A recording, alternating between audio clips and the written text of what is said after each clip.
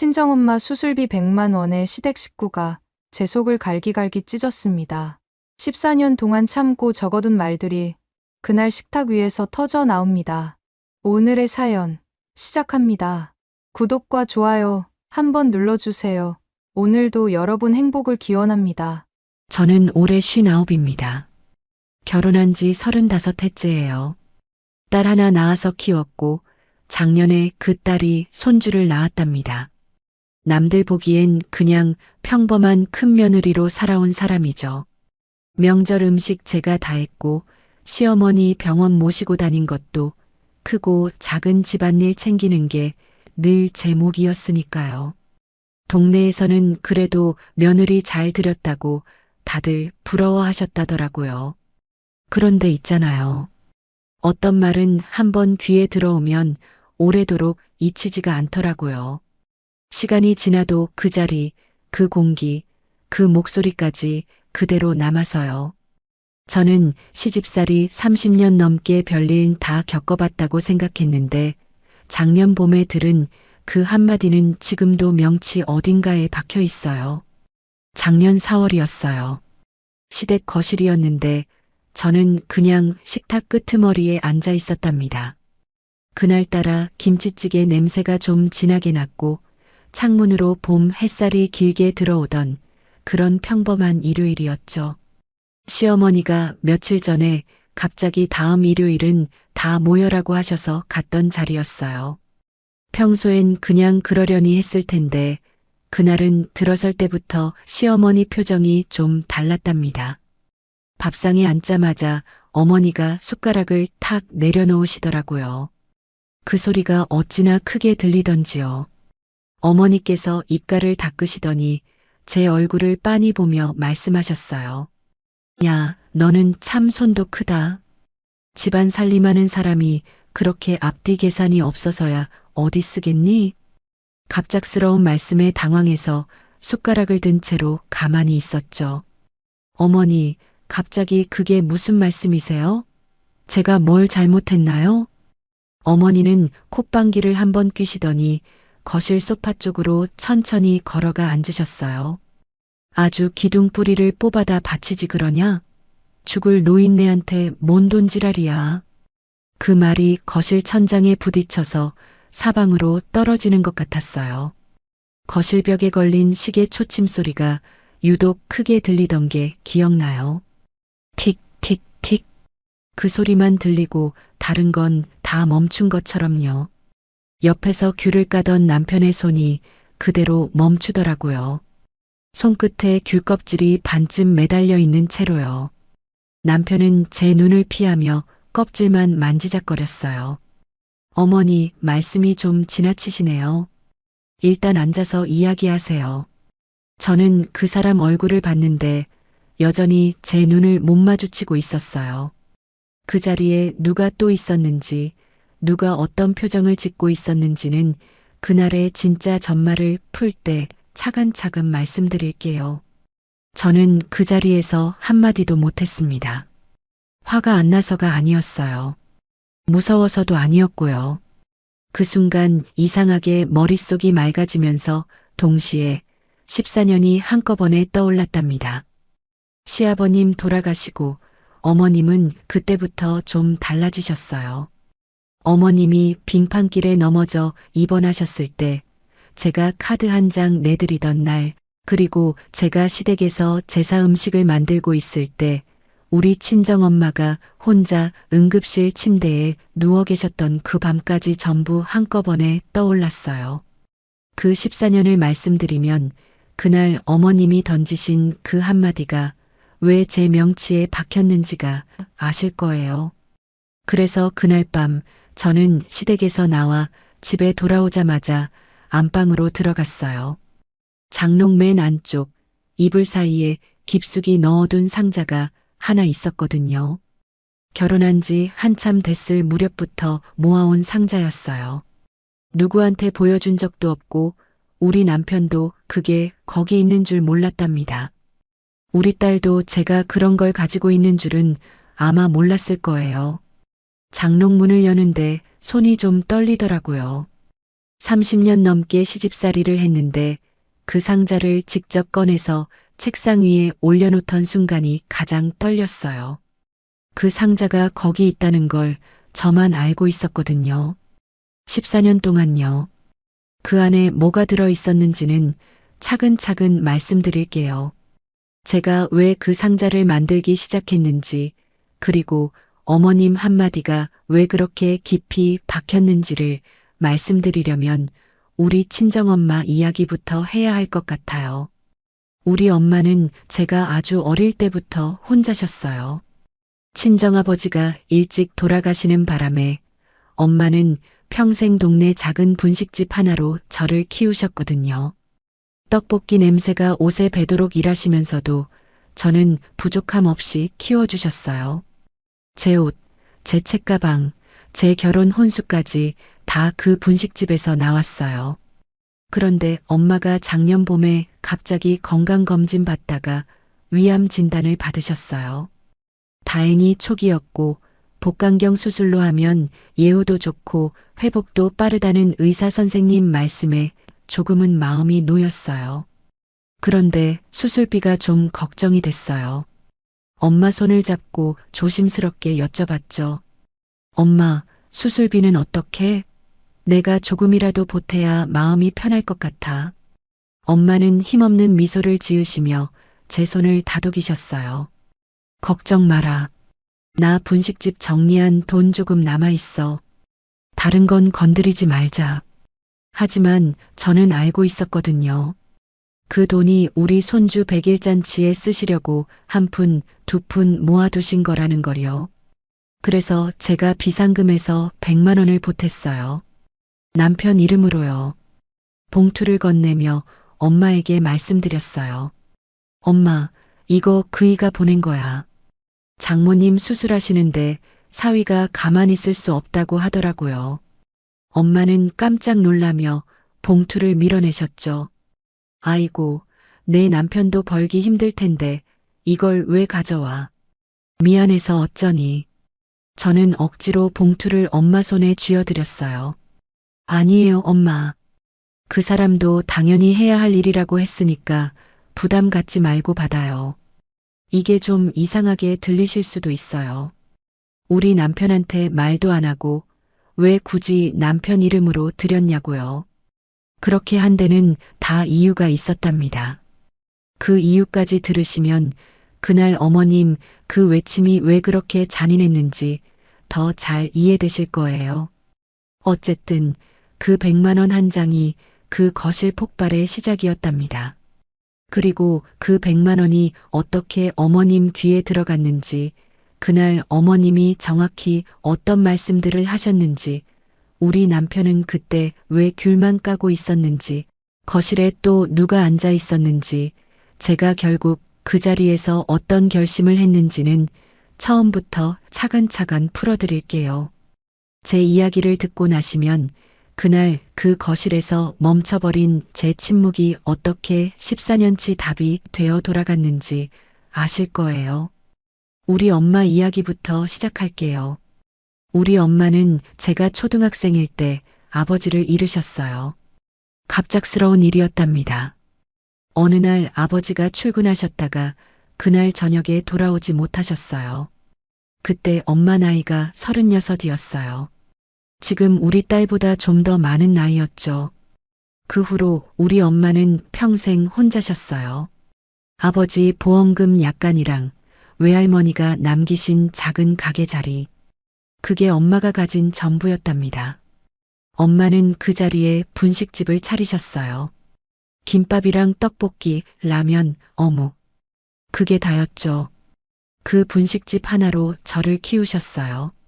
학원도 보내주시고 옷도 사주시고 결혼 혼수까지 다 그 분식집에서 나왔답니다. 엄마가 행주로 테이블을 닦으며 제게 입버릇처럼 하시던 말이 있어요. 딸, 돈 없는 건 살면서 채우면 되지만 사람한테 빚지는 게 제일 무서운 법이다. 너는 어디 가서 절대 남의 돈 우습게 알고 그러면 안 돼. 외상으로 떡볶이 사가는 손님이 있어도 엄마는 그 자리에서 깍듯하게 받아 적으셨답니다. 노트 하나에 누가 얼마, 누가 얼마.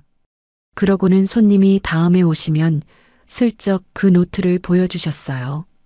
아주머니, 저번에 김밥 2줄 가져가신 거 여기 적혀 있네요. 오늘은 같이 계산해 드릴까요? 엄마의 조용한 말에 손님도 미안한지 다음에 꼭 갖고 가시더라고요. 엄마는 그렇게 하루치 매출, 떡볶이 한 접시 갖가지 다 적어두는 분이셨어요. 저는 그 모습을 어깨너머로 보면서 자랐답니다. 지금도 기억에 남는 게 있어요. 엄마는 분식집 카운터 옆에 늘 꽃 화분 하나를 놔두셨어요. 어떤 날은 베고니아, 어떤 날은 제라늄. 떡볶이 냄새 진동하는 분식집 한 구석에 꽃이 있는 게 좀 어색하잖아요. 손님들이 떡볶이를 드시다가 가끔 신기한 듯 물어보셨답니다. 아주머니, 분식집에 웬 꽃이에요? 기름 냄새 나서 꽃이 금방 시들 텐데. 엄마는 그때마다 앞치마에 손을 닦으며 똑같이 웃으셨어요. 그래도 꽃 보면 기분 좋잖아요. 떡볶이 만들다가도 한 번씩 보면 마음이 환해져요. 어느 날 엄마가 화분에 물을 주시다가 저를 보며 나직하게 말씀하시더라고요. 엄마는 사실 평생 꽃집 한번 해보고 싶었어. 너 키우느라 떡볶이 평생 만들다 보니 어느새 늙어버렸지 뭐냐. 그 말이 그때는 그냥 흘려들었어요. 엄마는 떡볶이가 천직인 줄 알았거든요. 그런데 그 말씀이 두고두고 마음에 남아있더라고요. 저도 엄마 닮아서 어릴 때부터 손에 돈 들어오면 적는 버릇이 있었어요. 학생 때는 동네 꽃집에서 잠깐 아르바이트도 했답니다. 졸업하고는 중소기업 격리로 7년을 일했어요. 그때 영수증 정리, 가계부 쓰기, 통장 관리하는 게 다 몸에 배었답니다. 엄마가 외상값 적던 노트를 보고 자라서 그런 건지 저는 숫자 정리하는 게 마음이 편하더라고요. 그렇게 지내다가 23살에 우리 남편을 만났어요. 친구 소개였어요. 처음 만난 카페가 어찌나 조용하던지요. 저는 긴장해서 커피잔을 잘못 들었다가 그만 테이블에 쏟았어요. 당황해서 어쩔 줄 모르는 저를 보며 그 사람이 얼른 손수건을 꺼내서 건네주더라고요. 괜찮아요? 너무 놀라지 마세요. 옷은 안 젖었어요. 그 사람 목소리가 참 차분했어요. 당황한 기색도 없이 저를 먼저 배려해 주었죠. 저는 그 손수건을 받으면서 이 사람 참 따뜻하다는 생각을 했답니다. 그렇게 1년쯤 만났어요. 그 사람은 정말 자상한 사람이었거든요. 야근 끝나는 시간에 회사 앞까지 데리러 와주고 비 오는 날에는 자기 우산 안 쓰고 저한테 씌워주고요. 그게 사람 됨됨이라고 저는 그때 그렇게 믿었어요. 어느 토요일이었어요. 그 사람이랑 우리 엄마 분식집에서 만나기로 했답니다. 점심때쯤 갔는데 마침 손님이 한꺼번에 몰리는 시간이었어요. 엄마 혼자서 떡볶이 만들고 김밥 말고 라면 끓이고 정신이 없으셨거든요. 저는 가서 도와드리려고 일어났는데 그 사람이 먼저 와이셔츠 소매를 걷어 올렸어요. 어머님, 제가 도울게요. 저 이런 거 잘합니다. 일단 이거부터 저쪽 손님께 드릴까요?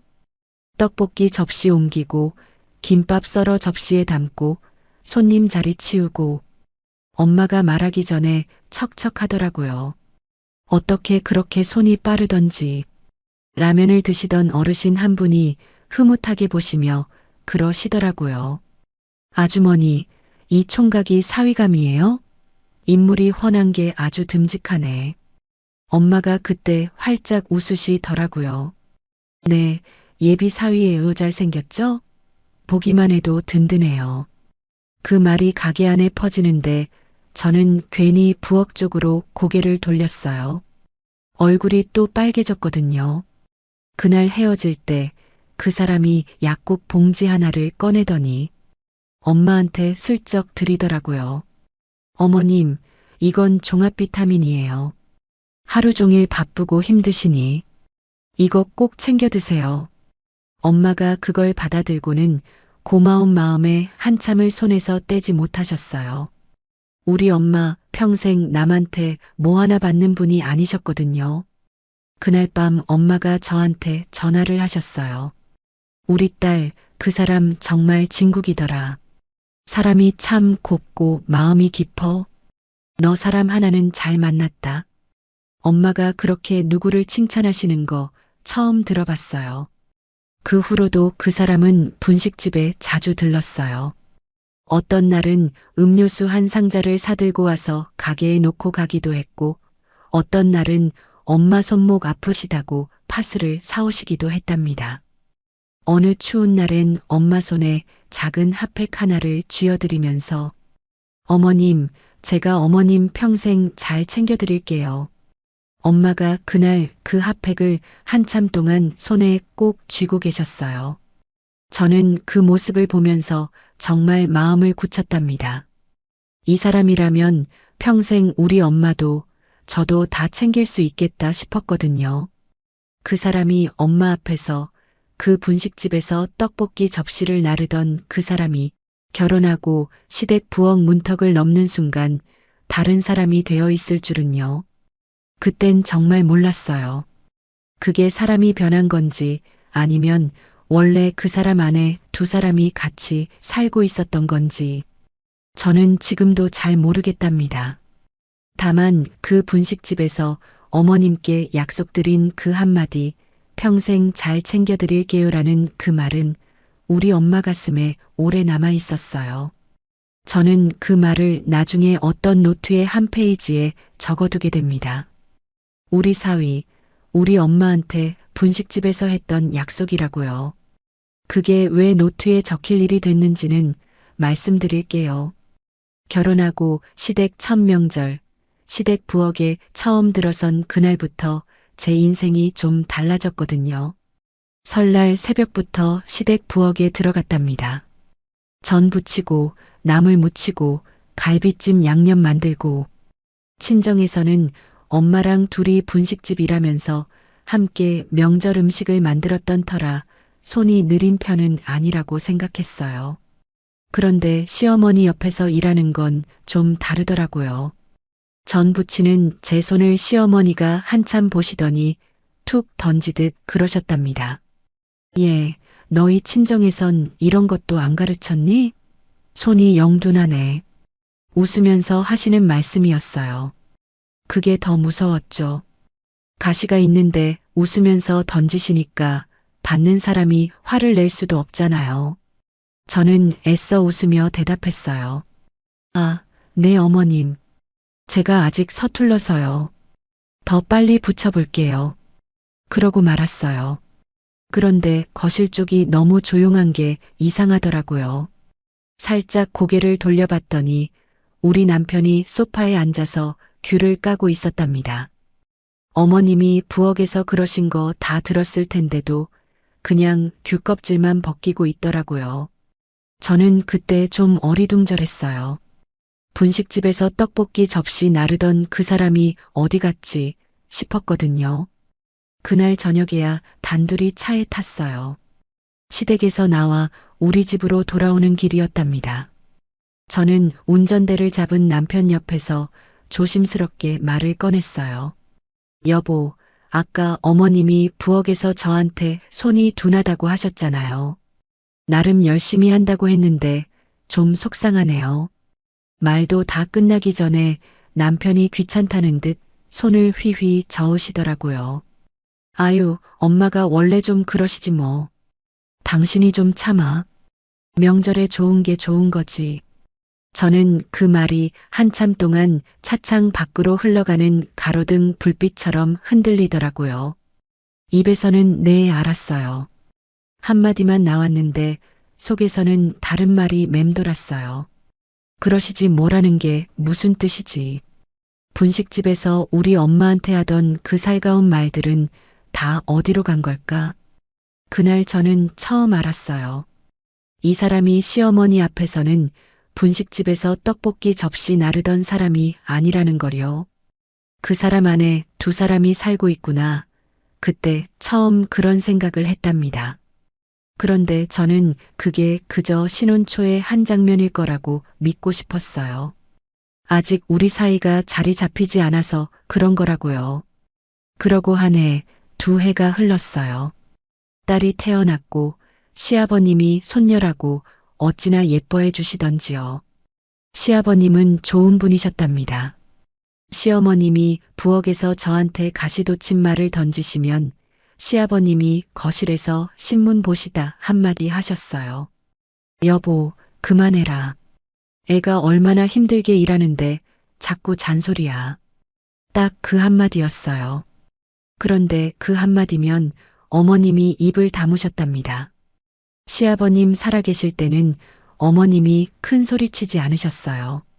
백화점 명품 매장도 잘 안 가셨고 헬스장이니 계모임이니 그런 것도 그때는 없었답니다. 시아버님이 공무원이셨고 어머님은 평생 그 양반 그늘 아래서 살림하시던 분이었으니까요. 그렇게 결혼 후 20년이 시아버님 그늘 안에서 흘러갔어요. 저는 그게 평온이라고 생각했답니다. 그런데 2010년이었어요. 시아버님이 갑자기 돌아가셨어요. 새벽에 가슴이 아프시다더니 병원 가시는 길에 그만 가셨답니다.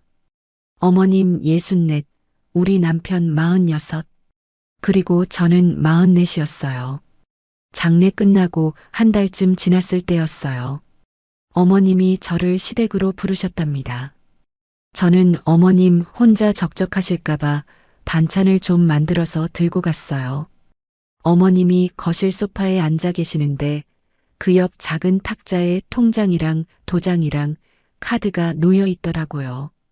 어머님이 그걸 손가락으로 톡톡 치시면서 그러셨답니다. 얘야, 너는 큰 며느리잖니. 아버님 안 계신데 이제 큰 집 살림은 큰 며느리가 챙겨야지. 추석, 설, 시제사, 친척 경조사. 그런 거 나 혼자 다 신경 쓰기 벅차다. 네가 맡아서 해라. 저는 그게 통장을 맡기시는 말씀인 줄은 몰랐어요. 그냥 큰 집 행사를 좀 챙기라는 뜻인 줄 알았답니다. 네, 어머님. 제가 큰 며느리니까 당연히 챙겨야죠. 걱정 마세요. 그렇게 답을 했어요. 그게 시작이었어요. 사실 시아버님 돌아가시고 한 1년쯤 지났을 때 저도 일을 다시 시작했답니다.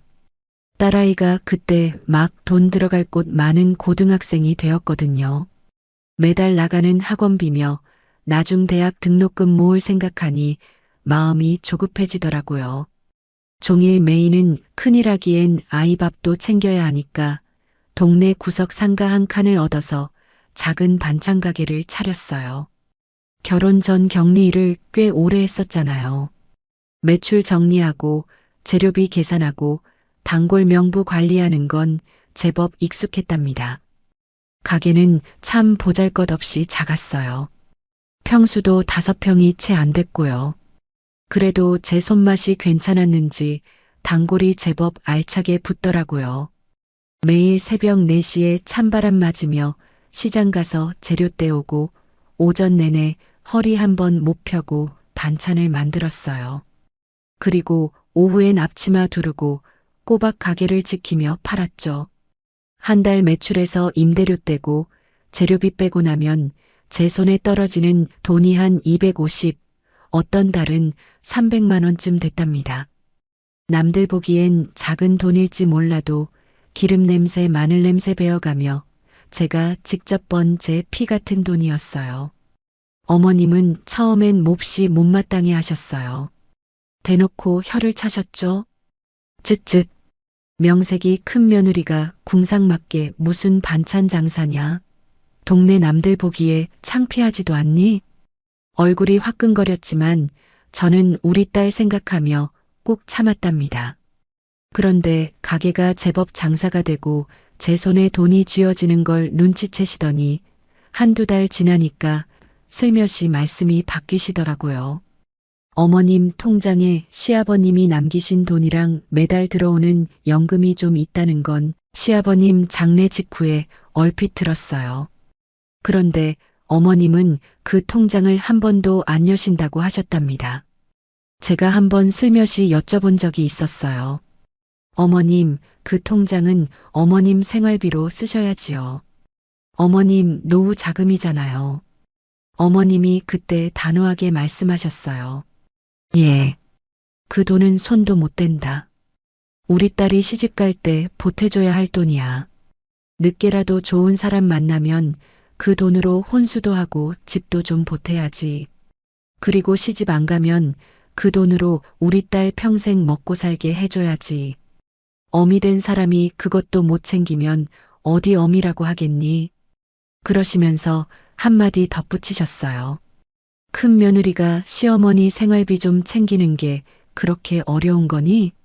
저는 그 자리에서 입을 다물었답니다. 아가씨가 그때 40이 간 넘으셨을 때였어요. 결혼 안 하시고 어머님 옆에서 백화점 다니시고 문화센터 다니시던 시절이었답니다. 어머님은 그 딸 시집 보낼 자금 모으느라 본인 연금이고 시아버님 남기신 돈이고 한 푼도 안 쓰시고 그대로 묶어두신 거였어요.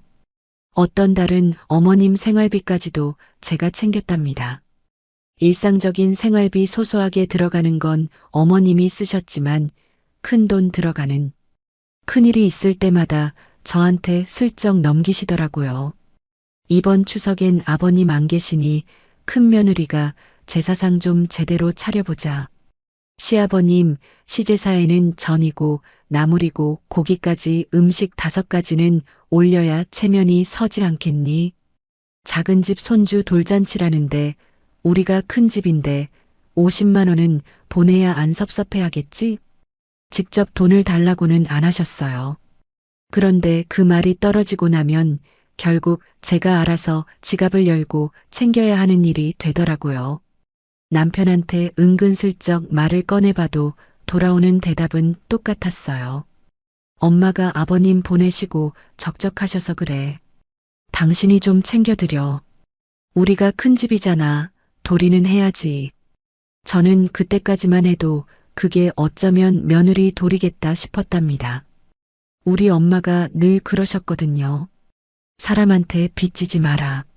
그러니 시댁이 부탁하는 게 있으면 제가 챙겨야 마음이 편하더라고요. 그렇게 한 1년 반쯤 지났을 때예요. 2012년 겨울이었어요. 그날 눈이 살짝 내렸는데 시어머님이 동네 마트 가시다가 빙판길에 그만 미끄러지셨답니다. 고관절 골절이라고 하더라고요. 큰 수술이었어요. 2주 가까이 입원하셨고 그 이후엔 통원 치료도 하셨어요. 시어머님 입원해 계실 땐 매일 출퇴근하다시피 병원에 다녔어요. 수술비, 간병비, 재활치료비도 생각보다 많이 들어서 제가 다 처리했어요. 퇴원하시고도 한참은 거동이 어려우셨어요. 정형외과 재활, 혈압진료, 당뇨 처방. 어머님 일주일에 2~3번은 병원을 다니셔야 했답니다. 그때마다 어머님이 저한테 전화하셨어요. 그러던 어느 날 저녁에 어머님 병원 모셔다 드리고 집으로 돌아오는 길이었어요. 어머님이 차 안에서 한숨을 푹 쉬시는데 저도 모르게 마음이 좀 짠하더라고요. 어머님 이 카드 가지고 계세요. 병원비 약가, 재활치료 결제하실 때 병원비 카드로 쓰세요. 제 명의 카드 한 장을 꺼내드렸답니다. 새로 만들어둔 거였는데 색깔이 파란색이었어요. 어머님 손에 그걸 쥐어드렸어요. 어머님이 그걸 받으시면서 제 손을 덥석 잡으시더라고요. 고맙다 얘야. 역시 나 챙기는 건 우리 큰 며느리밖에 없다. 그땐 정말 마음이 따뜻해졌었어요. 저는 그날 밤 가계부에 그 카드 번호를 따로 적어뒀답니다. 매달 명세서가 제 핸드폰으로 올 텐데 어머님 병원비 얼마 나갔는지 깔끔하게 정리해 두려고요. 우리 엄마가 외상값 노트 적던 그 손버릇이 그대로 저한테도 있었거든요. 그 카드 한 장을 드리던 그 저녁, 저는 정말 그게 자식된 도리이자 효도라고 생각했어요. 어머님 부쩍 늙으신 게 보이더라고요.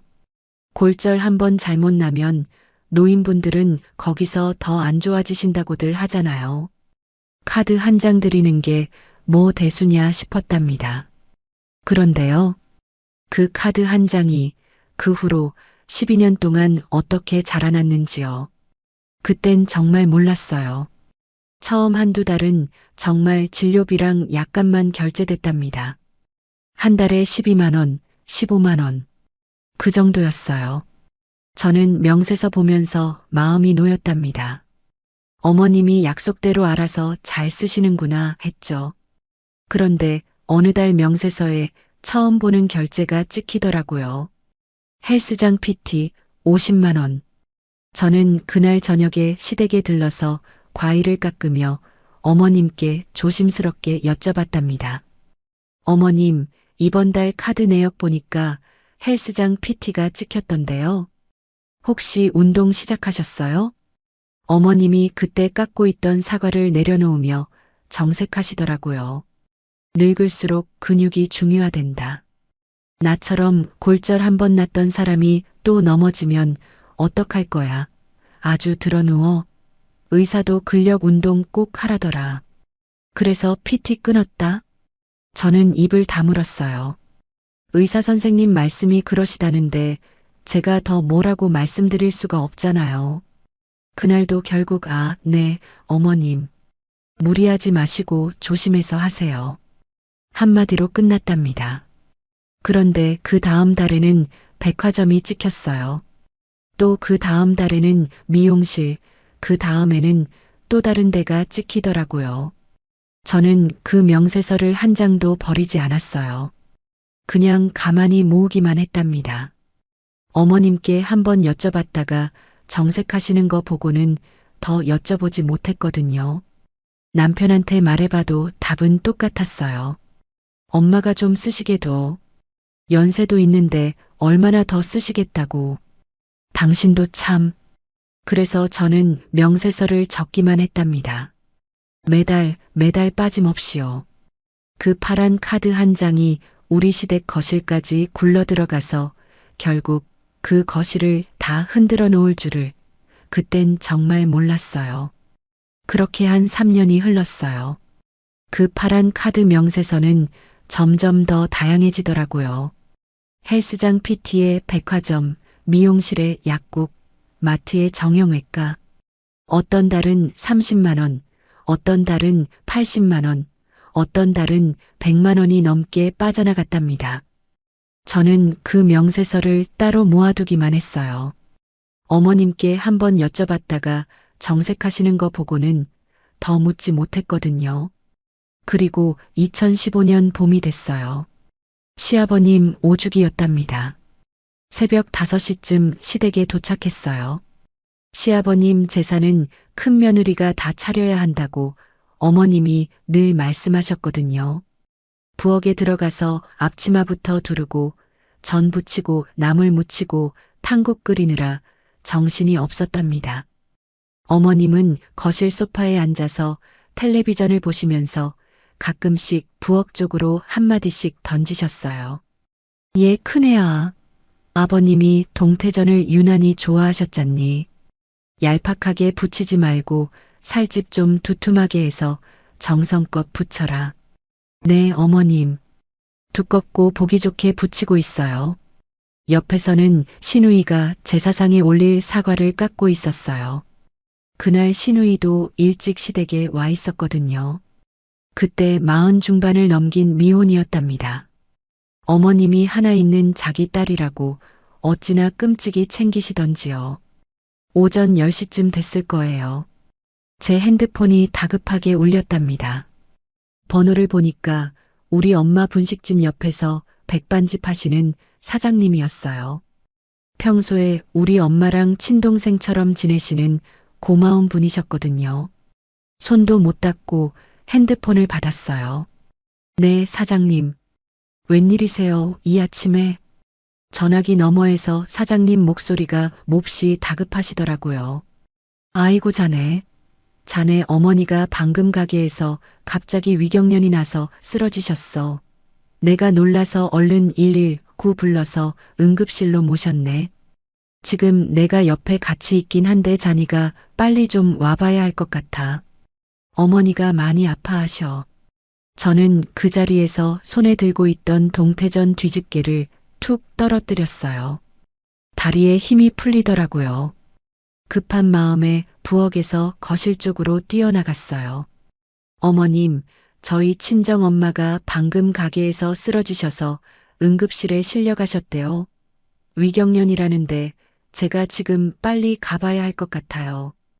어머님이 텔레비전 리모컨을 내려놓으시더라고요.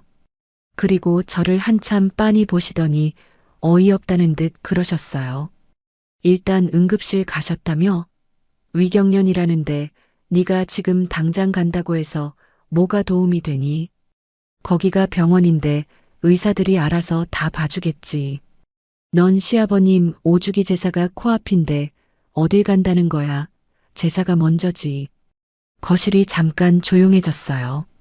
저는 믿기지 않아서 어머님 얼굴을 봤다가 옆에 앉아있던 우리 남편을 쳐다봤어요.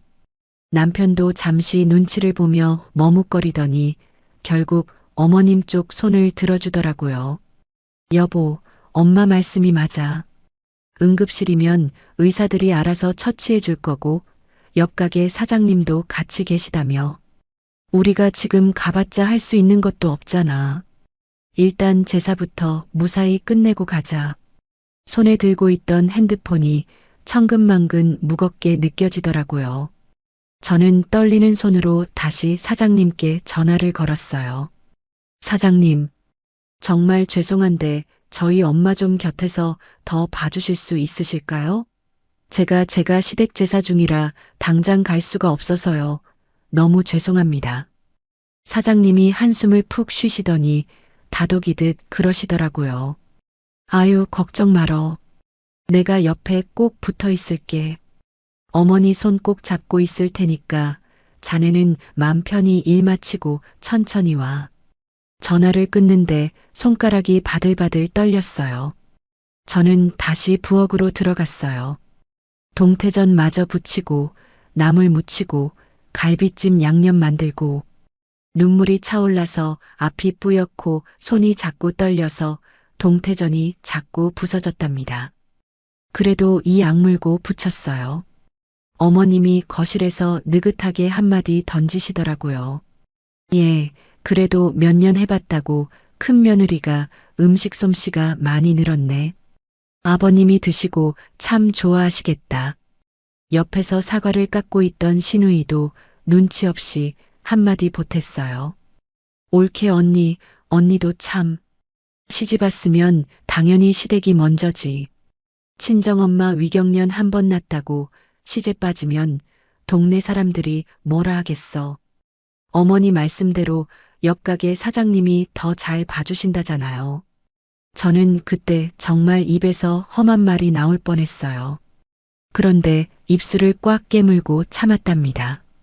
그 자리에서 한마디라도 대들었다가는 시제사 자체가 엎어질 것 같았거든요.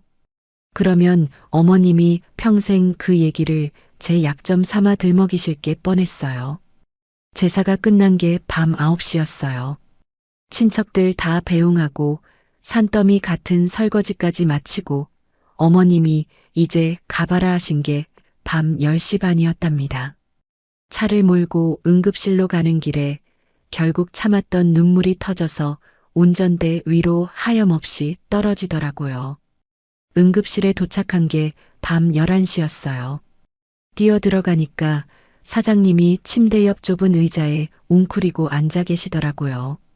우리 엄마는 링거를 꽂은 채 핏기 없는 얼굴로 침대에 누워 계셨고요. 사장님이 헐레벌떡 뛰어온 저를 보시더니 벌떡 일어나시면서 제 손을 꽉 잡으셨답니다. 아이고, 이제 왔는가. 너무 늦은 거 아니야. 어머니 위경련은 다행히 주사 맞고 많이 가라앉으셨어. 방금 한숨 주무시고 계시니까 너무 애태우지 마. 저는 그 자리에서 사장님 손을 붙잡고 엉엉 울었어요. 우리 엄마가 가족 하나 없이 낯선 응급실 침대에 홀로 누워 계신 그 길고 무서운 시간을 생판 남인 이분이 곁에서 다 채워주신 거잖아요. 사장님이 제 등을 쓸어내리며 그러시더라고요. 어머님이 아까 정신 좀 차리시고는 자기 아픈 것보다 자네 걱정만 잔뜩 하시더라. 큰 며느리 제사 잘 마치고 무사히 왔는지, 시댁에서 흠 잡힌 건 아닌지 그것만 계속 물으시더라고. 저는 그 말에 심장이 무너지는 것 같아서 소리내어 울어버렸어요. 사장님은 제 어깨를 한 번 더 다독여 주시고 그제야 가게로 돌아가셨답니다. 침대 옆 보호자 의자에 앉았어요. 인기척에 우리 엄마가 천천히 눈을 뜨시더라고요. 눈물이 범벅된 저를 보시고는 힘겹게 미소를 지으셨어요. 우리 딸 왔어? 엄마는 괜찮아.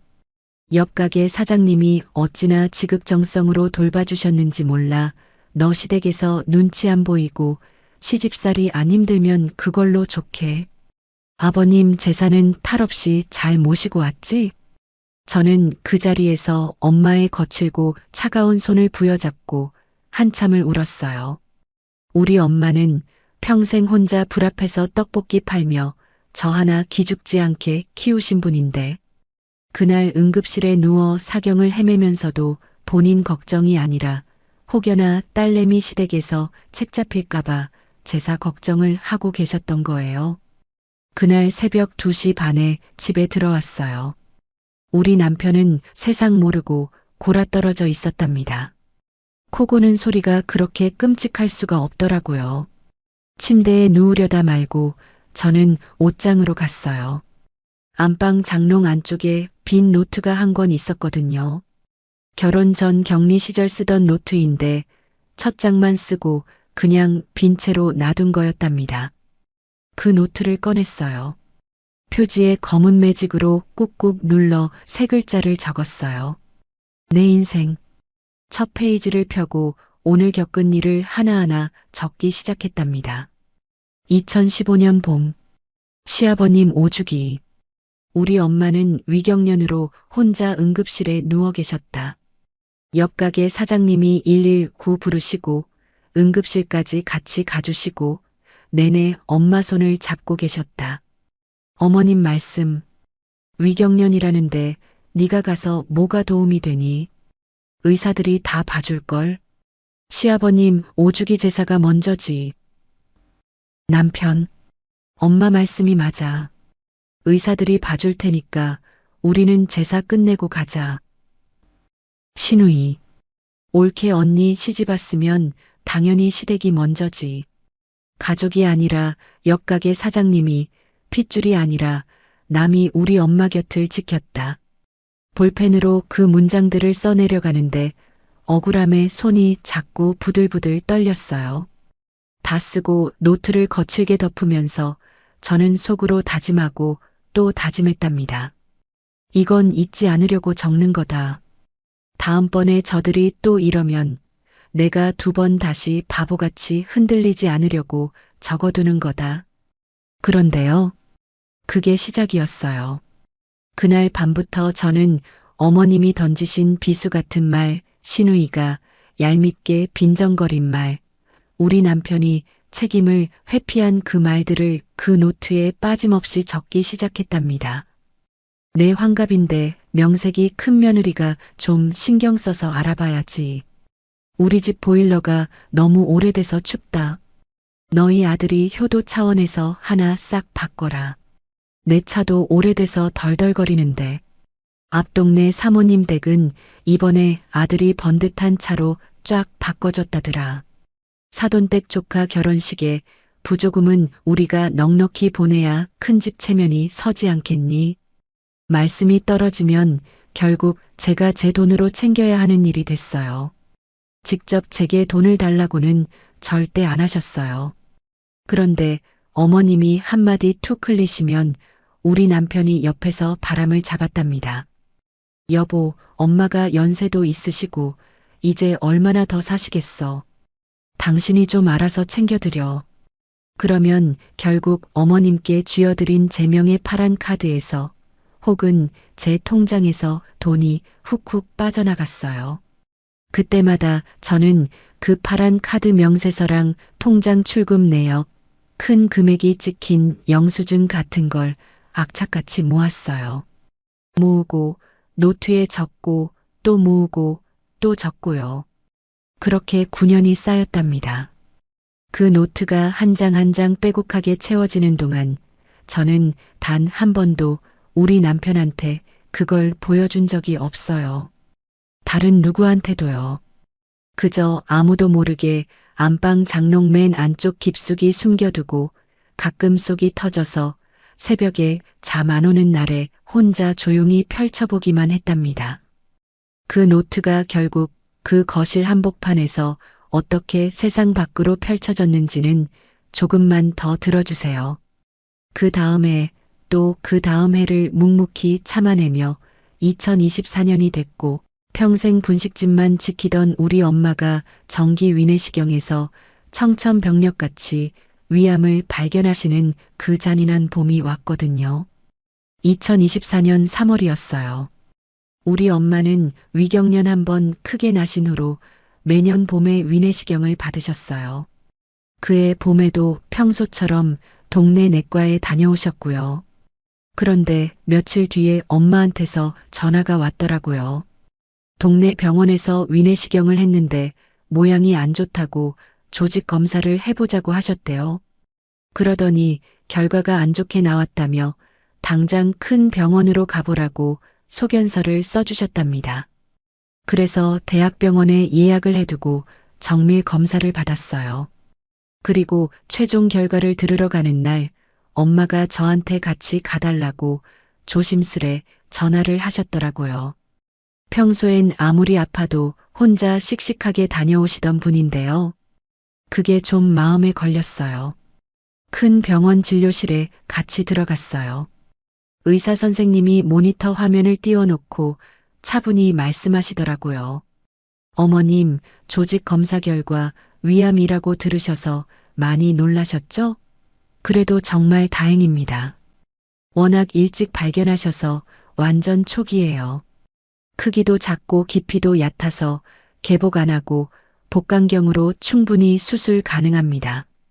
예후도 아주 좋으실 거예요. 너무 걱정 마세요. 엄마가 그 말씀에 크게 한숨을 내쉬며 잠시 눈을 감으셨어요. 저는 의자 팔걸이를 꽉 잡고 있다가 그제야 털썩 힘을 풀었답니다. 진료실을 나오는데 엄마가 제 팔을 살짝 잡으시더라고요. 우리 딸, 엄마는 괜찮다. 돈은 통장에 좀 있으니까 수술비 걱정은 아예 말아라. 알았지? 그런데요. 저는 알고 있었어요. 엄마가 평생 분식집 하시면서 한 푼, 두 푼 모아두신 돈, 그거 한 푼도 안 쓰고 꽁꽁 묶어두신 거였거든요. 그게 다 우리 손자 100일잔치 때 쓰시려고요. 딸이 작년에 아들을 낳았는데 엄마가 그 증손주 100일 때 고운 한복 한 벌 해주고 떡값도 본인이 직접 챙기시겠다고 진작부터 벼르고 계셨답니다. 저는 그날 밤 제 통장을 열어봤어요. 비상금이 좀 있었거든요.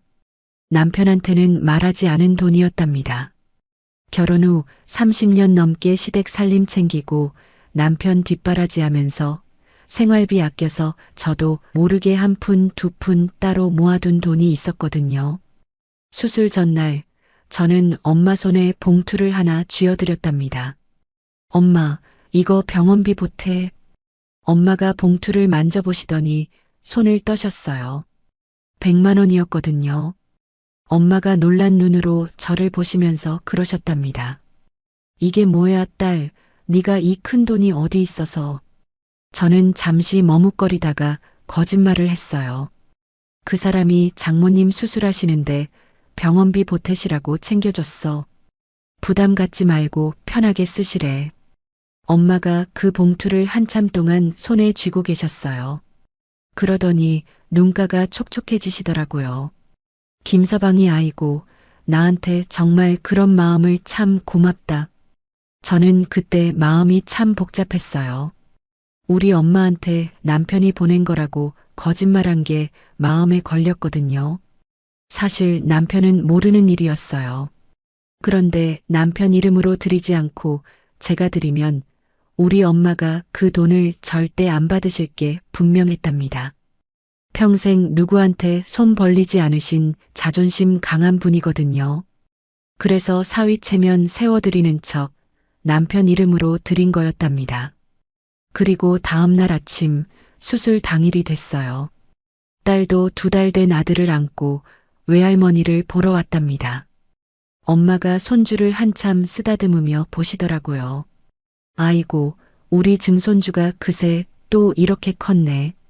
할미 얼른 나와서 꽃 예쁘게 키울 테니까 그거 보러 또 와. 알았지? 엄마가 그러시는데 저는 그 옆에서 코끝이 시큰해졌어요. 수술은 다행히 잘 끝났어요. 의사 선생님이 회복실에서 웃으며 그러시더라고요. 종양 깔끔하게 잘 뗐습니다. 일찍 발견해서 정말 다행이었어요. 이제 정기 검진만 잘 받으시면 무리 없으실 겁니다. 저는 그제야 뭉쳤던 어깨를 내리고 한숨을 쉬었답니다. 며칠 후 엄마가 퇴원하셨어요.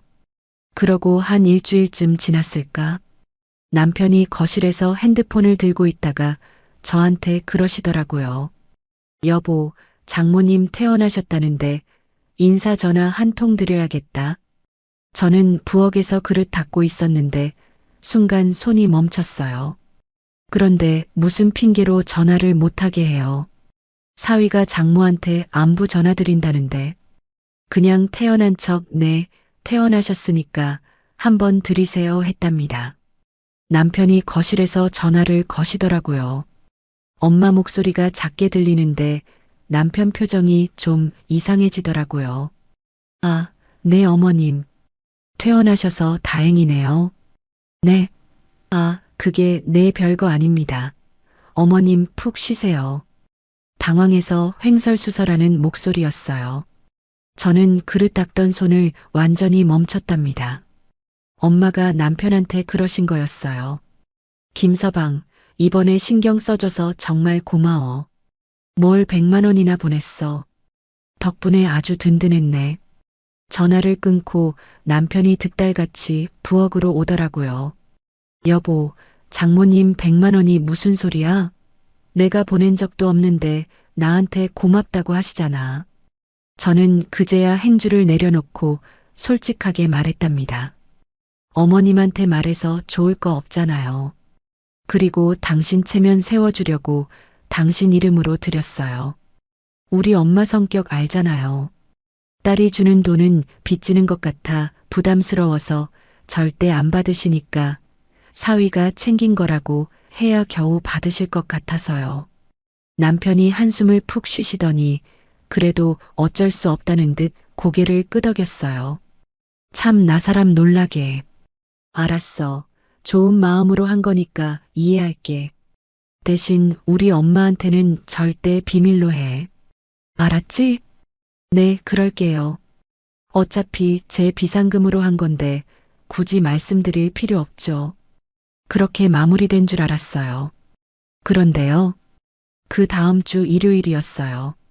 어머님이 남편한테 전화를 걸어서 잠깐 들렀다 가라고 하셨답니다. 남편이 시댁에 들러서 1시간쯤 있다가 집에 돌아왔어요. 그날 저녁 제가 된장찌개를 끓이고 있는데 남편이 거실 소파에 앉아서 한숨을 푹푹 쉬시더라고요. 여보, 왜요? 어머님이 무슨 일 있으시대요? 내가 좀 큰 실수를 한 것 같아. 저는 국자를 냄비에 걸쳐두고 가스불을 줄였어요. 무슨 실수요? 어머님이 뭐 용돈이라도 더 달라고 하세요? 남편이 한참을 머뭇거리다가 기어들어가는 목소리로 말을 꺼냈답니다. 아까 엄마가 교회 강집사님 아들이 이번에 차 뽑아줬다는 얘기를 슬쩍 하시면서 엄마도 차가 오래돼서 불안하다고 너 이번 달에 회사에서 보너스 나오는 달 아니냐고 물으시는데 저는 식탁에 기대섰어요. 그래서요? 보너스 나온다고 했어요? 나도 모르게 그게 그러니까 엄마 이번 달은 저도 좀 빡빡해요. 게다가 장모님 수술하시는데 100만 원 보태드리고 어쩌고 나도 모르게 핑계 댄다고 그렇게 말이 나가버렸어. 저는 남편 얼굴을 똑바로 봤어요. 남편이 눈을 피하며 먼 산만 보더라고요. 여보, 어머님한테는 절대 비밀로 하기로 했잖아요. 당신이 약속해놓고 그걸 왜 말해요? 아니, 엄마가 갑자기 정색하시면서 응? 네가 사돈 병원비를 100만 원이나 턱턱 들였다고? 네가 돈이 어디서 나서? 그러시는데 내가 놀라서 당황해가지고 아니 제 돈이 아니라 그게 어머니 들였나 보더라고요. 그렇게 말해버렸어. 엄마가 눈을 부릅뜨고 추궁하는데 거기서 내가 어떻게 더 둘러대냐고. 저는 다리에 힘이 풀려서 식탁 의자에 주저앉았어요. 그 자리에 아가씨도 같이 있었어요? 남편이 고개를 끄덕였답니다. 동생 옆에서 아주 불난데 부채질을 하더라. 엄마 거 봐. 내가 옳게 언니 친정만 살뜰히 챙기는 거 눈치챘잖아. 엄마 가만히 있으면 안 돼. 이건 짚고 넘어가야지. 그렇게 저는 멍하니 바닥만 내려다봤어요. 남편이 옆에서 쩔쩔매며 변명을 하더라고요. 여보, 진짜 미안해. 엄마가 돈 얘기하면서 갑자기 그렇게 캐물으시니까 나도 모르게 튀어나온 거야. 됐어요. 지나간 일 어쩌겠어요. 그래서 어머님이 뭐라고 하시는데요? 저는 그 말에 두 눈을 질끈 감았어요. 다음 일요일 그 식사 자리가 어떤 분위기일지 너무 뻔했거든요. 어머님은 절대 그냥 넘어가실 분이 아니었고 아가씨 역시 옆에서 가만히 있을 사람이 아니었으니까요. 그런데 그날은 저도 예전의 제가 아니었습니다. 참고 넘기고 웃어 넘기고 제 탓으로 돌리던 며느리는 그 자리에서 끝났어요. 14년 동안 모아둔 제 침묵이 드디어 입 밖으로 나오는 날이었답니다. 예. 네가 친정에 100만 원을 갖다 바쳤다며? 어머님이 그 한마디를 던지시고는 저를 잡아먹을 듯 빤히 바라보셨어요. 저는 숟가락을 내려놓은 손을 식탁 끝에 살짝 얹어두었답니다. 옆에서 신우이가 얄밉게 끼어들었어요. 언니 진짜 너무하네. 언니네 친정만 살뜰히 챙기지 말고 시댁도 좀 봐. 그거 다 우리 오빠 피땀 흘려번 돈이잖아. 우리 남편은 어머님 옆에 앉아 있었는데 그 숨막히는 자리에서도 또 귤을 까고 있더라고요. 저는 그 손을 잠깐 봤어요. 손끝에 귤 껍질이 매달려 있는 채로 멈춰 있었답니다. 분식집에서 우리 엄마 돕겠다고 떡볶이 접시 나르던 그 듬직한 손이 그날은 제 어미 눈치만 보며 벌벌 떨고 있었어요. 어머님이 자리에서 벌떡 일어나셨어요. 거실 한복판으로 성큼성큼 걸어가시더니 갑자기 천장이 울리게 큰 소리로 외치셨답니다. 아주 기둥 뿌리를 뽑아다 바치지 그러냐? 내 아들 등골 다 빼먹을 셈이야? 죽을 노인네한테 뭔 돈 지랄이야. 벽에 걸린 시계 초침 소리가 다시 제 귓가에 들리기 시작했어요. 틱, 틱, 틱. 어머님이 멈추지 않고 소리를 지르셨어요. 그 나이에 위암 수술 받아서 얼마나 더 산다고 돈을 퍼부어. 저는 식탁 끝에 얹은 손에 꼭 힘이 들어가는 걸 느꼈답니다. 내 친정엄마 또 아프면 그 분식집 빚이나 수술비 네가 다 떠안을 거니? 그러면 결국 우리 아들이 다 독박 써야 할 거 아니야. 저는 가만히 듣고만 있었어요. 다음 말이 어디까지 바닥을 보일지 지켜보고 있었거든요. 내 아들 이름까지 팔아먹어? 남편 등에 엎여서 친정 챙기면서 유세 떠는 거야? 어디서 그딴 못된 짓을 배웠어? 신우이가 옆에서 박수치듯 신나서 거들더라고요. 엄마 말이 100번 맞아.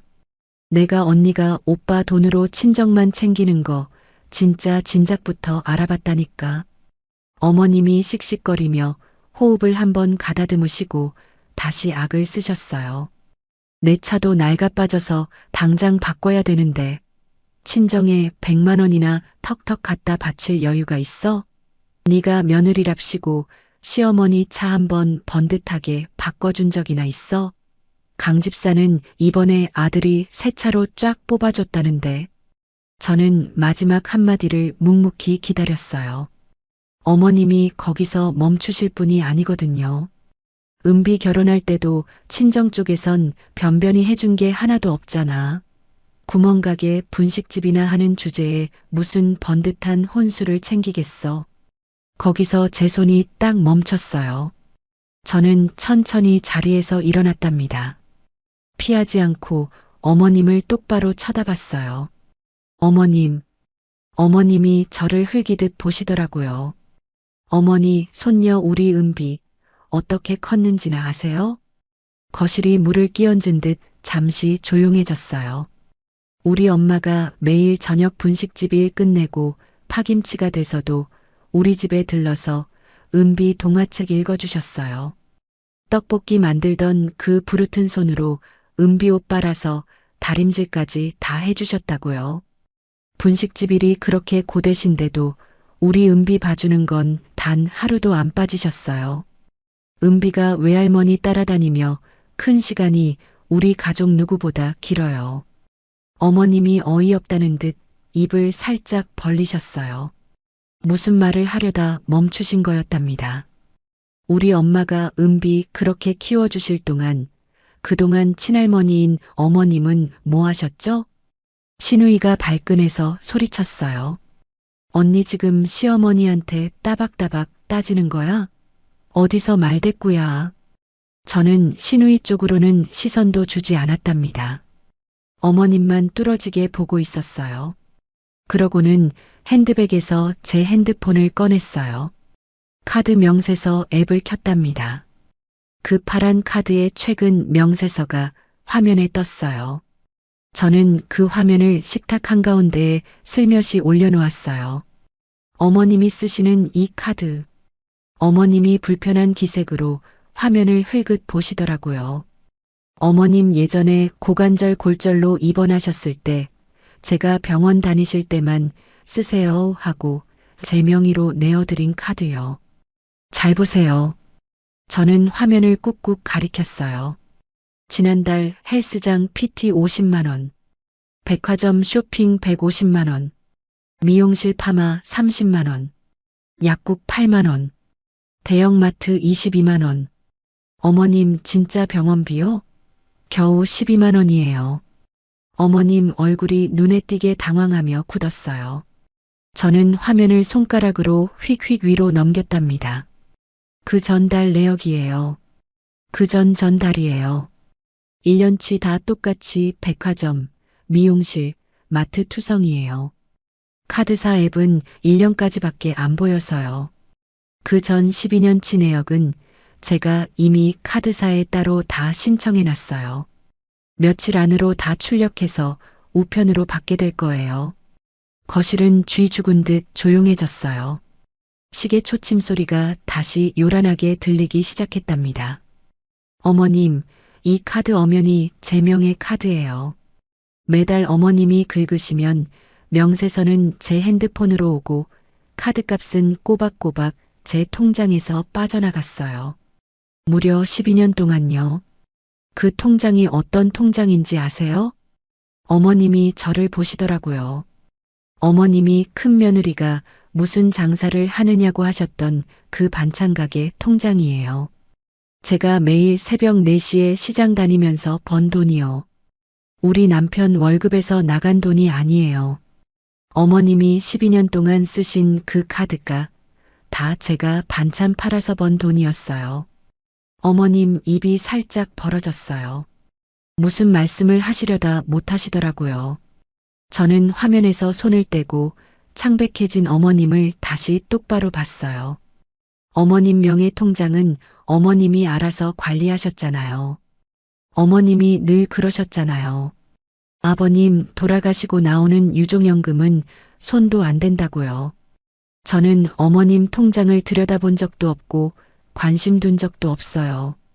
그런데 제 통장에서는 14년 동안 시댁돈이 빠져나갔어요. 어머님이 거기서 다리가 풀리는지 식탁 의자를 짚으셨어요.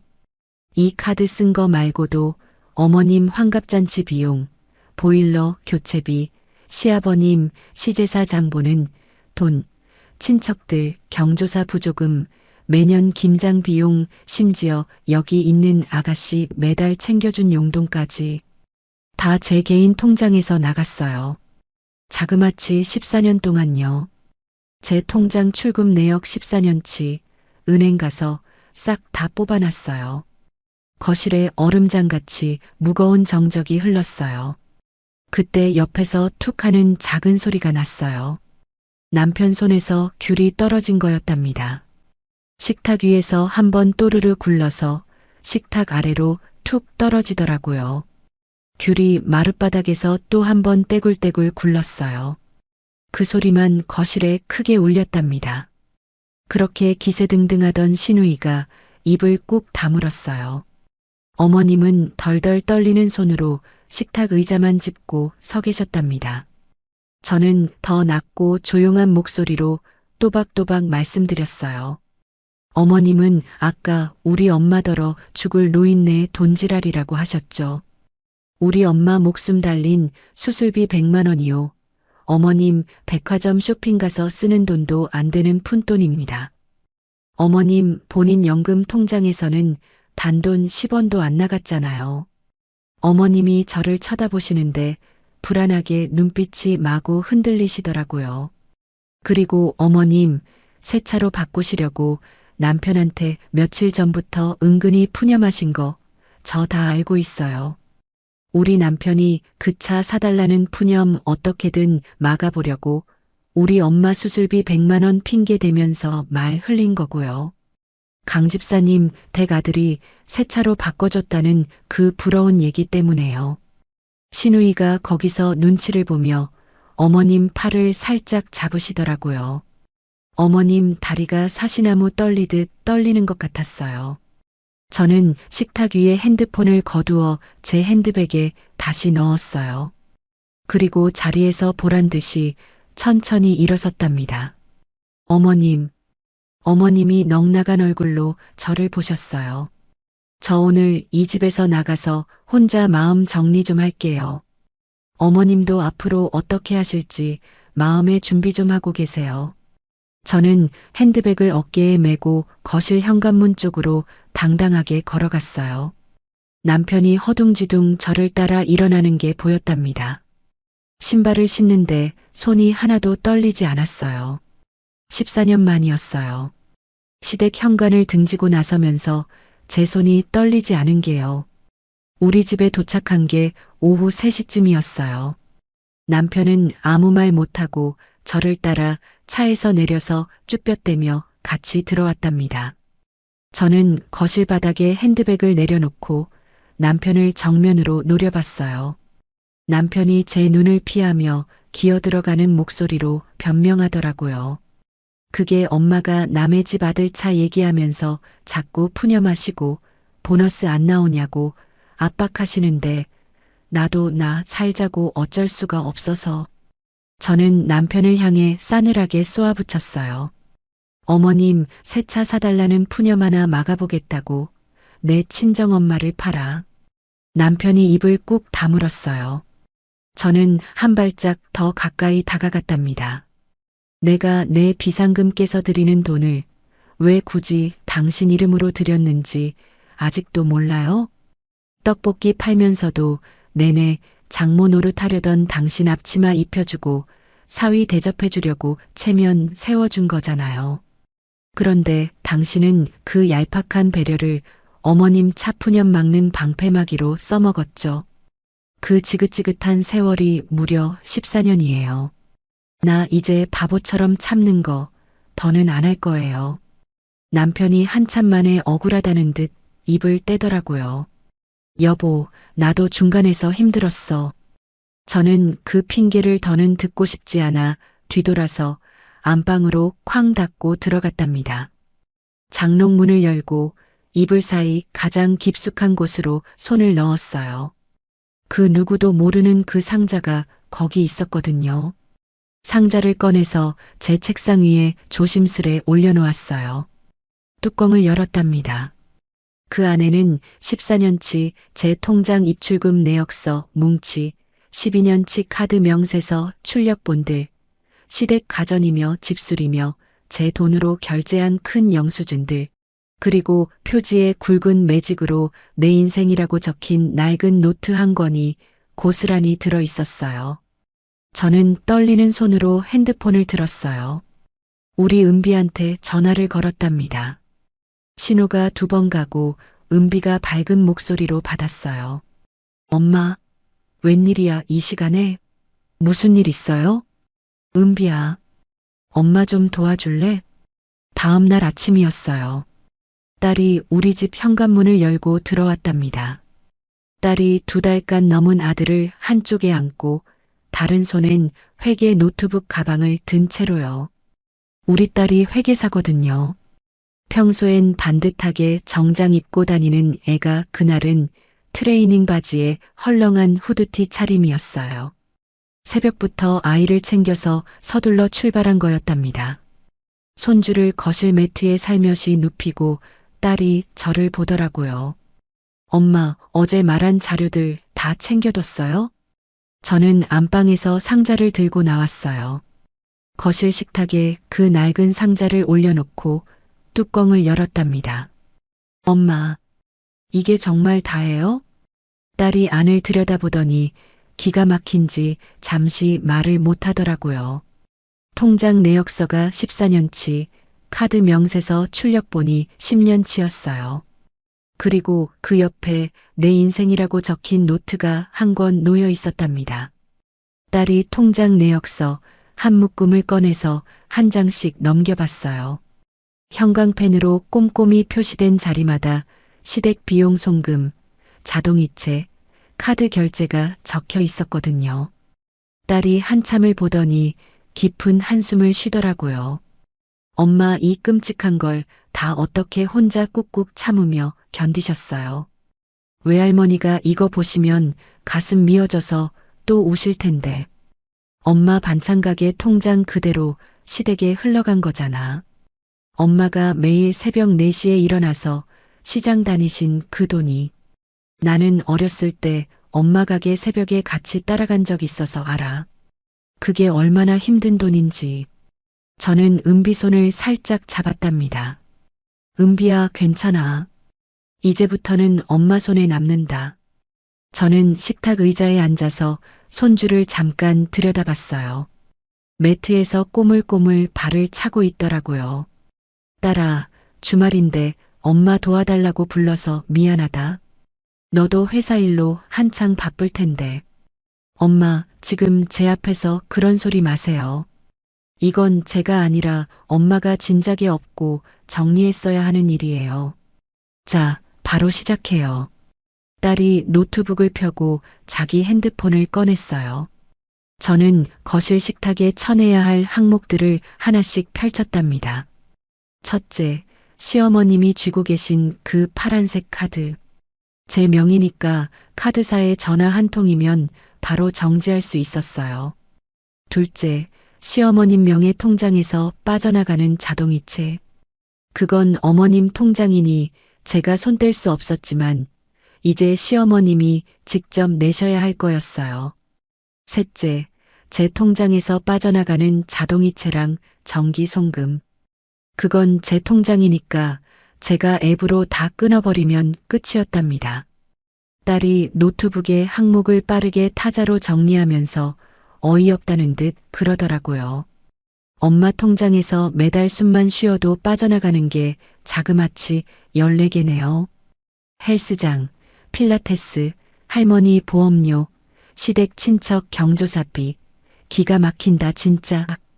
이거 다 끊으면 할머니가 매달 꽁으로 못 쓰시는 돈이 좋기 150만 원은 되겠어요. 저는 카드사에 먼저 전화를 걸었답니다. 여보세요.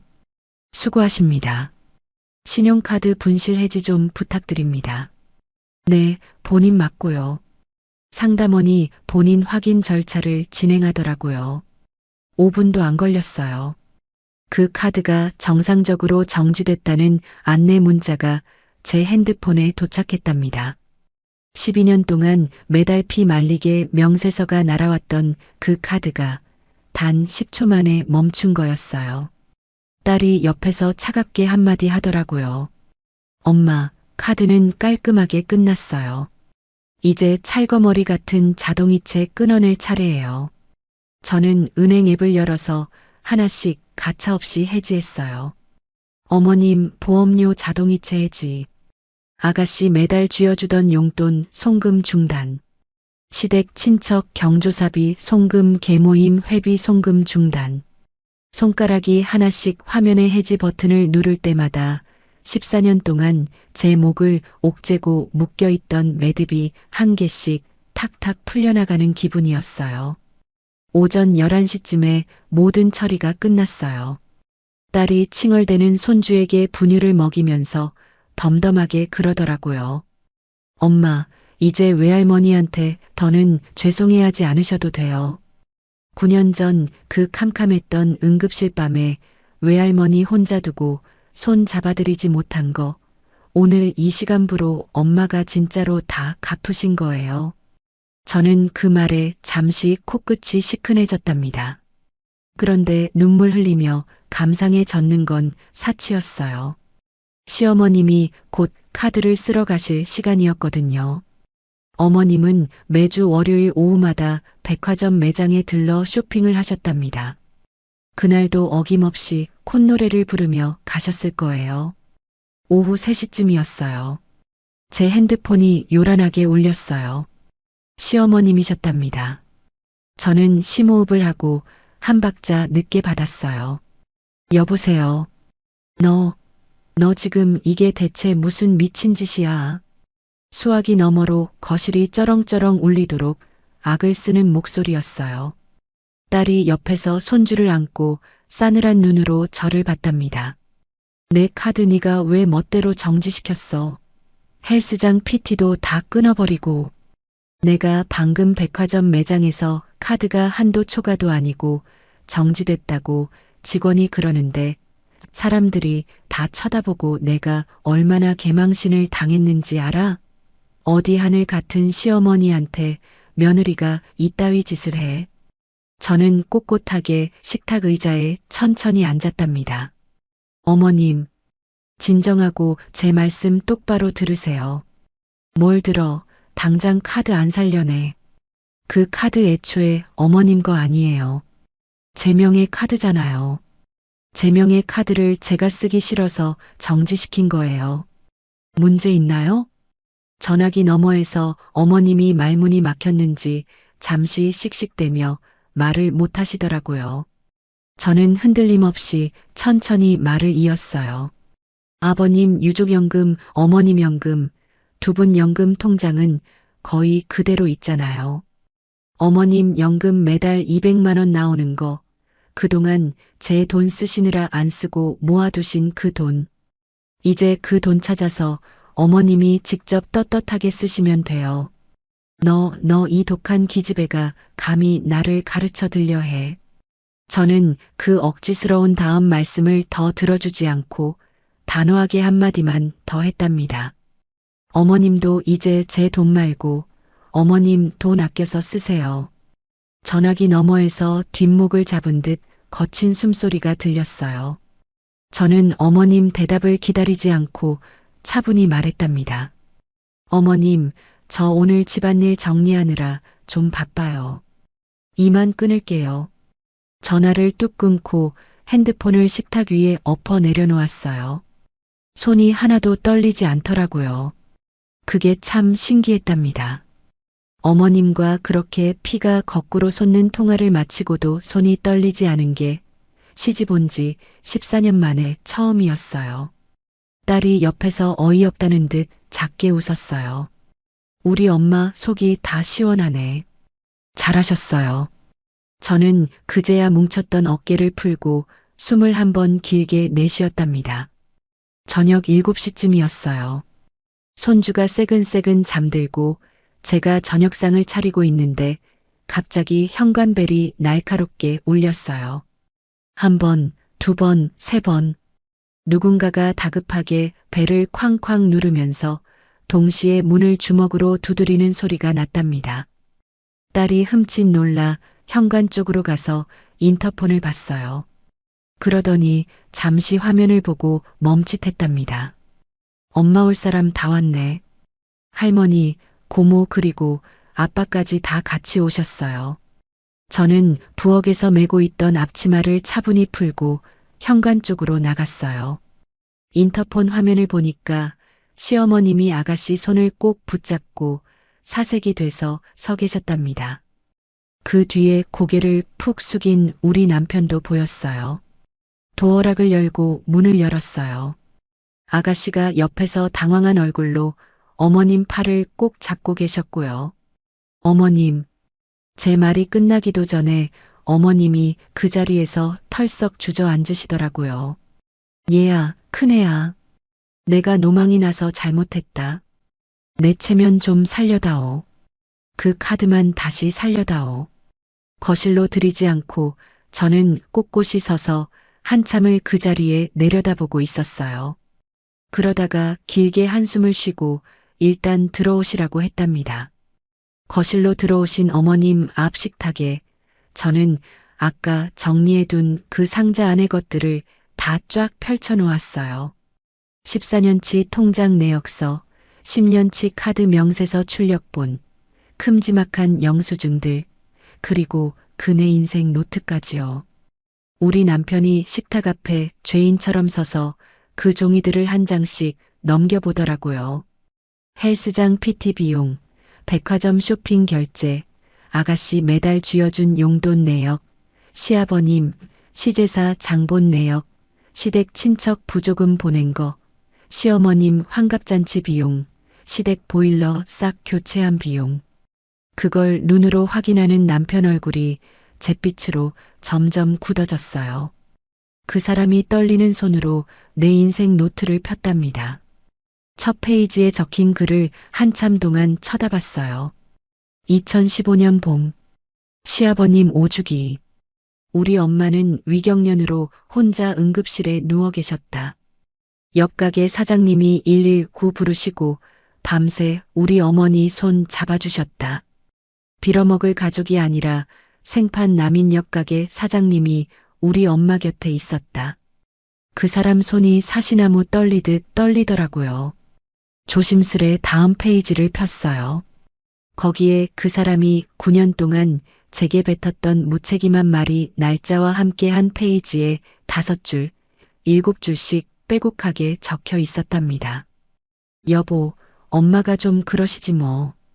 당신이 며느리니까 좀 참아.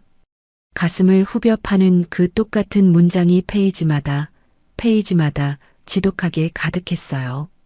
또 다른 페이지를 폈더니 거기엔 35년 전 떡볶이 냄새 진동하던 분식집에서 그 사람이 우리 엄마한테 호기롭게 한 약속이 적혀 있었답니다. 어머님, 저 믿으세요. 제가 평생 어머님, 제 친어머니처럼 잘 챙겨드릴게요. 그 사람이 그걸 읽더니 그 자리에서 털썩 의자에 주저앉았어요. 한참 동안 노트를 두 손으로 쥐고 눈물을 뚝뚝 흘리다가 천천히 목매어 말하더라고요. 여보, 내가 바보 천치였어. 정말 이렇게까지 당신이 피눈물 흘린 줄 몰랐어. 분식집에서 장모님께 철석같이 약속드린 거 9년 전 그날 응급실에서 당신 혼자 울게 한 일 나 편하자고 다 모른 척 잊고 살았어. 내가 죽일 놈이야. 정말 미안해. 기세등등하던 아가씨는 식탁 끝에서 눈치만 보며 입을 꾹 다물고 서 있었답니다. 어머님은 바닥에 주저앉아 난생 처음으로 소리내어 흐느끼시더라고요. 평생 콧대 높던 어머님이 제 앞에서 그렇게 비참하게 우시는 거 처음 봤어요. 저는 어머님 앞에 차갑게 내려다보며 차분히 말씀드렸답니다. 어머님, 어머님이 며칠 전 죽을 노인네의 돈지랄이라고 막말하신 우리 친정엄마 그분 목숨 줄인 수술비 100만 원이 어머님 사치 부리신 PT 2달 회비밖에 안 됩니다. 어머님이 수치심에 고개를 들지 못하시고 얼굴을 감싸주셨어요. 앞으로 어머님 헬스장이든 백화점이든 생활비는 어머님이 차곡차곡 모아둔 그 연금으로 어머님이 직접 당당하게 쓰세요. 여기 다 큰 아가씨 용돈도 이제 어머님 돈으로 직접 챙겨주시고요. 시아버님 시제사도 큰 며느리 찾지 마시고 이제 어머님이 직접 정성껏 차리세요. 저는 오늘부로 이 집안 물주 노릇, 큰 며느리 노릇에서 완전히 빠질게요. 어머님이 끝내 고개를 들지 못하시고 바닥을 치며 한참을 서럽게 우셨답니다. 아가씨가 한참 만에 슬그머니 제 눈치를 보며 입을 떼더라고요. 언니 그게 나도 다 사정이 있어서 언니한테 기댄 거지 일부러 그런 건. 저는 아가씨 쪽으로 고개를 천천히 돌려 차갑게 잘라 말했어요. 아가씨도 나이 50 넘었으면 이제 본인 인생 남의 돈에 기생하지 말고 스스로 챙기세요. 제가 아가씨 뒷바라지한 것도 14년이에요. 더는 안 합니다. 거실은 그날 밤 귤 굴러가던 그 숨막히던 날처럼 오랫동안 무겁게 조용했답니다. 이듬해 봄이었어요. 우리 엄마 정기 검진 날이었답니다. 의사 선생님이 영상을 보시더니 차분하게 말씀하셨어요. 어머님, 사진 아주 깨끗합니다. 이제 큰 걱정 안 하셔도 되겠어요. 엄마가 그 말씀에 크게 안도하시며 잠시 눈을 감으시더라고요. 저는 진료실 의자 팔걸이를 한참 동안 꽉 잡고 있었어요. 1년 전 위암 진단받던 그 차가운 진료실이었거든요. 엄마가 천천히 일어나시면서 제 손을 꽉 잡으셨어요. 우리 딸 고생 많았다. 이제 진짜 징글징글한 병원 신세 다 끝났네. 저는 그 자리에서 눈물을 글썽이며 엄마를 한참 동안 안았답니다. 진료실 간호사 선생님이 옆에서 흐뭇하게 살짝 웃으시더라고요. 병원에서 나오는 길에 엄마가 한숨을 한번 쉬셨어요. 그나저나 비워둔 분식집 자리를 이제 어째야 쓸까. 권리금 받고 넘기자니 평생 청춘 바친 곳이라 발이 안 떨어지고 분식집을 정리하신 지 1년이 넘었거든요. 자리는 그대로 비어 있었어요. 임대를 내놓지를 엄마는 자꾸 미루기만 하셨답니다. 그 자리가 평생 엄마 인생이 고스란히 묻어있는 자리니까 쉽게 결정하시지 못한 거였어요. 차 안에서 제가 운전대를 잡고 엄마한테 슬쩍 물어봤답니다. 엄마, 우리 그 자리에 예쁜 꽃집 하나 차릴까? 엄마가 운전석 옆자리에서 깜짝 놀라 저를 보시더라고요. 꽃집? 이 나이에 떡볶이나 팔던 내가 너랑 무슨 꽃집을 해? 엄마 평생 꽃집 사장님 한번 해보는 게 소원이라고 했었잖아. 손님들이 분식집에 웬 꽃이냐고 물으면 꽃 보면 기분 좋다고 환하게 웃었잖아. 엄마가 뭉클한 표정으로 잠시 창밖을 보시더라고요. 나도 학생 때 꽃집 알바 해봐서 손에 다 익었어. 하나도 안 어려우니까 우리 둘이 오순도순 해보자. 엄마 눈가가 천천히 촉촉해졌어요. 아이고, 나는 그냥 넋두리처럼 해본 말이었는데. 냄새나는 분식집 하던 어미랑 번듯한 꽃집을 다 해보고 엄마가 진짜 호강하네.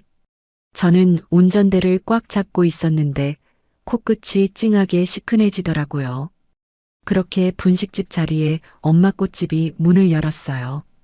엄마가 안쪽에서 꽃다발 묶으시고 저는 가게 앞쪽에서 손님을 받았답니다. 엄마 손이 신기하게도 아주 자연스럽게 움직이시더라고요. 장미 꺾고 안개꽃 다듬고 리본 묶고요. 어느 날은 엄마가 꽃 묶다 말고 환하게 웃으며 그러셨어요.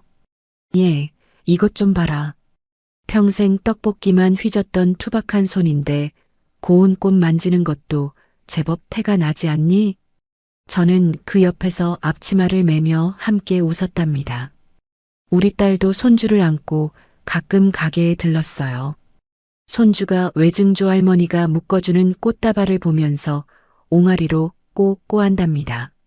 엄마가 그때마다 손주를 번쩍 안아 올리시면서 작은 꽃 한 송이를 앙증맞은 손에 쥐어주시곤 했어요. 그러던 어느 따뜻한 봄날이었답니다. 가게 문이 열리는데 아주 익숙한 얼굴이 보이더라고요. 옆 백반집 사장님이셨어요. 엄마가 카운터에서 그분을 보시더니 반가움에 한참을 멍하니 계셨답니다. 사장님이 화사한 가게 안을 둘러보시면서 활짝 웃으시더라고요. 아이고 어머니, 분식집 자리에 웬 꽃집이 생겼나 했더니 진짜 사장님이셨네. 응급실 침대에 그렇게 힘없이 누워 계시던 분이 이렇게 건강하게 고운 꽃 묶고 계시니까 제 속이 다 뻥 뚫립니다. 엄마가 카운터를 짚고 천천히 일어나셨어요. 사장님께 다가가시는데 발걸음이 좀 떨리시더라고요. 사장님, 내가 그때 진 그 큰 빚을 무슨 수로 평생 다 갚고 살까? 엄마가 그러시고는 가게 한쪽에서 직접 정성껏 묶으신 꽃다발 하나를 가져오셨답니다. 노란 프리지아랑 작은 안개꽃이 예쁘게 같이 묶인 다발이었어요. 이거 식당 카운터에 좀 꽂아둬. 별건 아니지만 내 평생 잊지 못할 감사한 마음이야. 사장님이 그 꽃다발을 조심스레 받으시면서 뭉클해 하시더라고요. 아이고, 뭘 이런 걸 다 주셔. 어머니, 저도 오늘부터 여기 평생 단골 할라니까 자주 올게요. 저는 그 옆에서 사장님께 눈물을 글썽이며 깊이 고개를 숙였답니다. 사장님, 그때 캄캄한 응급실에서 우리 엄마 손 꽉 잡아주셔서 정말 너무 감사했습니다. 사장님이 사람 좋게 손사래를 치시더라고요. 아유, 무슨 그런 섭섭한 소리를 해. 수십 년 한 골목에서 친동생처럼 지냈는데 그건 인지상정이지. 엄마가 그날 사장님 가시고 뭉클한 표정으로 한참을 가게 한쪽에 앉아 계셨어요. 저는 그 옆에서 가만히 있었답니다. 엄마가 천천히 나직하게 그러시더라고요. 피 섞인 가족이 아닌 사람이 가족보다 훨씬 든든하게 곁에 있어줄 때가 있더라. 저는 그 뼈 있는 말씀에 아무 대답도 못했어요. 시댁은 어떻게 됐냐고요. 그날 이후로 정말 많이 달라졌어요. 시어머님은 본인 연금 200만 원으로 쪼들리며 한 달을 사시는 법을 강제로 배우셨답니다. 처음 한두 달은 비싼 백화점도 못 가시고 헬스장도 끊으시고 체면 깎여서 개모임도 못 나가셨대요. 카드 결제 거절당하는 게 무서워서 지갑에 현금만 꼬깃꼬깃 들고 다니신다더라고요. 14년 동안 제 돈 빼먹으며 본인 통장에 차곡차곡 모아둔 그 돈도 그제야 아까워하며 조금씩 꺼내 쓰기 시작하셨답니다. 그게 사실 어머님 진짜 노후 자금이었던 거잖아요. 가끔 어머님이 차 사달라 푸념하셨다는 찌질한 얘기가 남편을 통해 들렸어요. 내 차가 너무 오래돼서 불안한데 이러시는데 이제는 그 푸념 들어줄 물주가 없으시대요. 남편도 제 눈치 보느라 더 이상 어머님 푸념을 자기가 멍청하게 떠안지 않더라고요. 시아버님 시제사도 이제 어머님이 혼자 직접 차리신답니다. 제가 뼈 빠지게 모실 때처럼 전을 5가지 부치고 탕국을 끓이고 그런 대접은 상상도 못 하시죠. 떡 한 접시랑 과일 몇 가지 사서 아주 간소하게 올리신다더라고요. 그래도 됐어요. 그건 엄연히 어머님 남편이신 시아버님 제사인 거고요. 시누이는 부잣집 시집 가는 걸 결국 포기하셨대요. 그러면서 동네 마트 캐셔 일을 뒤늦게 억지로 시작하셨답니다. 가끔 저한테 뻔뻔하게 짧은 문자가 와요. 언니, 나 이번 달 카드값 펑크 났는데 어떻게 좀 막아주면 안 돼? 저는 코웃음 치며 답장도 안 합니다. 그리고 우리 남편이요. 토요일마다 어김없이 꽃집에 걸레질하러 와요. 처음 한두 달은 염치가 없는지 엄마 얼굴을 똑바로 못 보더라고요. 가게 밖에서 쭈뼛대며 한참을 서성이다가 그제야 고개 푹 숙이고 들어왔답니다. 엄마는 처음에 남편한테 차갑게 별 말씀 안 하셨어요. 그냥 들어와서 땀 흘리며 청소하시는 거 묵묵히 보시고 물 한 잔 내주시고 그게 다였답니다. 그러던 어느 토요일이었어요. 남편이 땀을 뻘뻘 흘리며 가게 유리창을 닫고 있는데 엄마가 가게 안쪽에서 남편 뒷모습을 한참 보시더라고요. 그러더니 작은 의자 2개를 가져와서 카운터 옆에 놓으셨어요. 자네, 창 다 닫고 여기 잠깐 와서 앉아봐. 남편이 떼탄 행주를 손에 든 채로 쭈뼛대며 어머님 앞에 앉았답니다. 엄마가 주름진 손을 뻗어서 남편 거친 손을 꽉 잡으셨어요. 분식집에서 땀 뻘뻘 흘리며 떡볶이 나르던 그 다정했던 청년이 많이 늦었어도 다시 정신 차리고 돌아왔으면 그걸로 된 거야. 옛날에 나한테 한 약속, 이제부터라도 천천히 지키고 살면 돼. 남편이 그 따뜻한 용서에 그 자리에서 눈물을 흘렸어요. 저는 가게 입구 쪽에서 그 뭉클한 모습을 한참 동안 지켜봤답니다. 저는 14년 동안 미련하게 시댁 가계부를 썼습니다. 그 빼곡한 장부 안에 정작 제 인생은 단 한 줄도 없더라고요. 이제는 숨막히는 가계부 대신 우리 친정엄마가 평생 떡볶이 만들던 그 자리에서 향긋한 꽃을 묶어요. 가게 이름은 세상에서 제일 따뜻한 엄마 꽃집이에요.